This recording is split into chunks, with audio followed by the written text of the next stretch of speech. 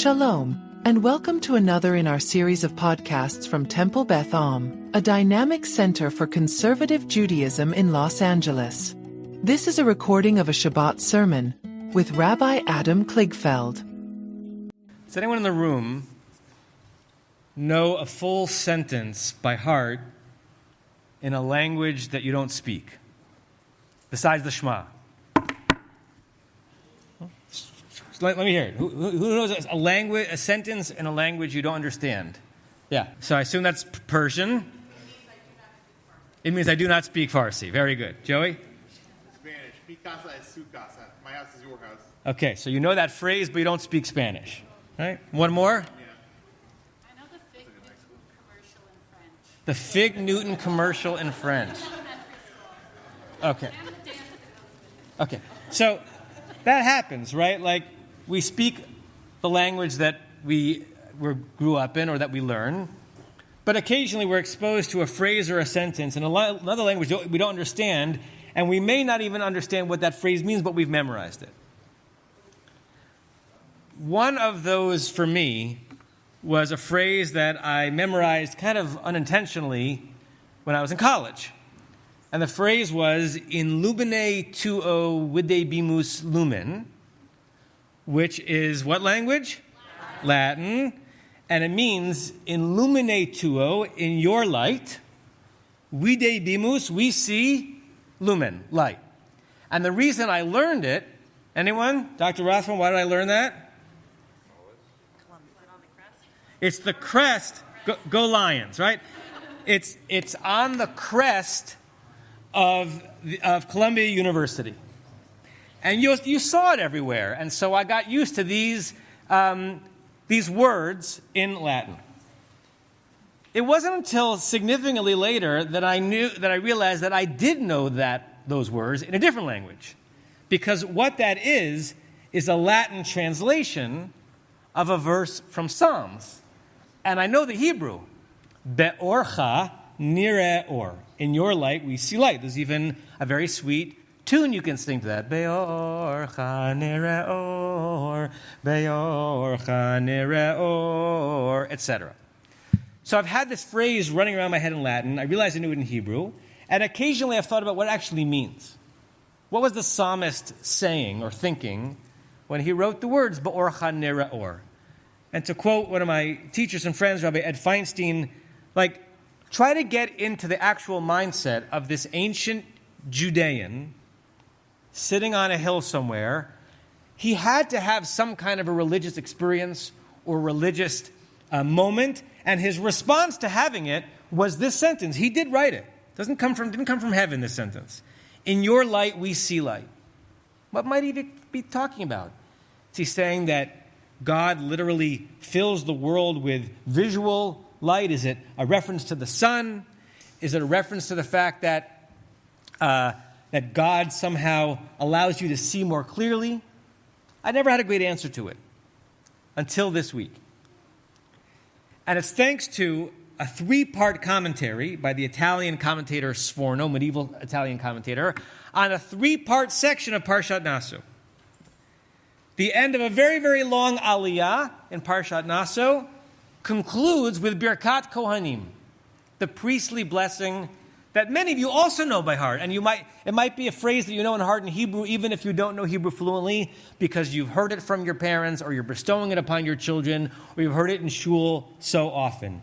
Yivarechecha Adonai v'yishmarecha, may God bless you and guard you. Ya'er Adonai panav elecha v'yichuneka, may God shine God's face upon you and be gracious to you. Yisa Adonai panav elecha v'yasim lecha shalom, may God turn God's face to you or bear God's face upon you and grant you peace.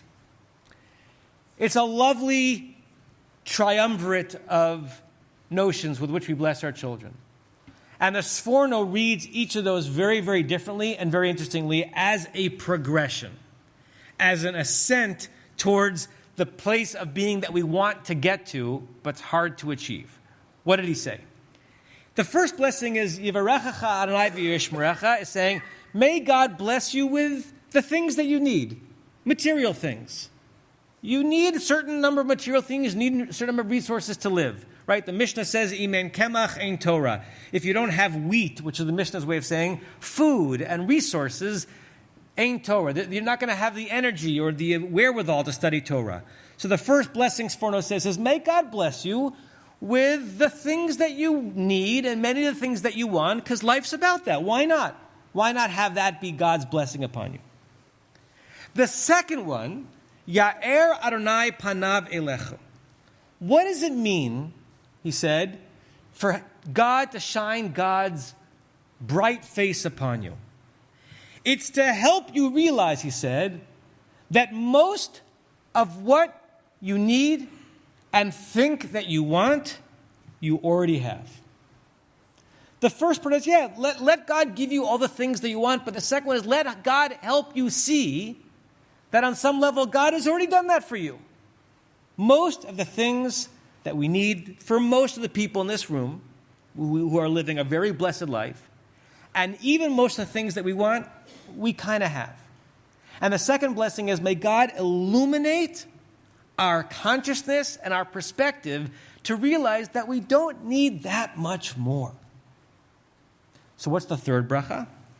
What does it mean to say, Yisa Adonai panav elecha? That God will turn God's face to you or have a divine bearing upon you. The Sforno says, this is like the verse from the 36th chapter of Psalms, verse 10, Ki imcha makor chayim. With you, God, is the source of life. Be'orcha nireh or. And in your light, we will see light. That same verse from before. And he says, this is likened to a line from the Talmud, Masechet Brachot, where the rabbis imagine Tzadikim Yoshvim, the righteous ones are sitting. V'itrotehem berashehem, their crowns are on their head. Umitangim miziv hashchina, and they have oneg, they have delight, not from any of their stuff, but miziv hashchina, from the splendor of the divine presence. And what Sforno is saying is, all of this is about a two-word phrase, lechaye olam. Now, lechaye olam can be understood in two different ways. It literally means life everlasting, or life that keeps going. It could be eschatology, a vision into a future beyond this realm, that eventually in worlds to come, we're not going to need things. Our resurrected spirits, particularly the righteous ones of us, are going to be bathed in God's light, and that's all we're going to need. Or, and I think far more interesting for people who are alive, it's a description of something that we can taste in this world that is a hint of Chayei Olam. What is a hint of living life ever after? It's recognizing the needs and even the desires that we have that transcend the material. What does it mean to have God's light allow us to see? It means to have a moment, or more than one moment, where you feel that you are bathed in something more beautiful, more grand, more illuminating than any tchotchke you might have bought, any appliance that you're excited about, any next present you hope to get. That's what it means to be bathed in God's light, so that you see the light all around you. We've all had moments like that, where we recognize that all that we need is right there. And it doesn't have to do with a thing. It has to do with a feeling that we have crafted because of our relationships with one another, our sense of self, and perhaps our relationship with the divine. Remember the comedian George Carlin? Right? He had a great set that many of you know about our stuff, Americans' infatuation with our stuff and our things, and that was before the stuff of the generation that we live in. Stuff can be fun, and stuff can be a burden. Those of you who meditate with me know that at the end of the meditation we do a prayer that emerges from the Buddhist tradition that has this following line in it. May we live in great equanimity, free from burdening attachment to loved ones and contempt for others.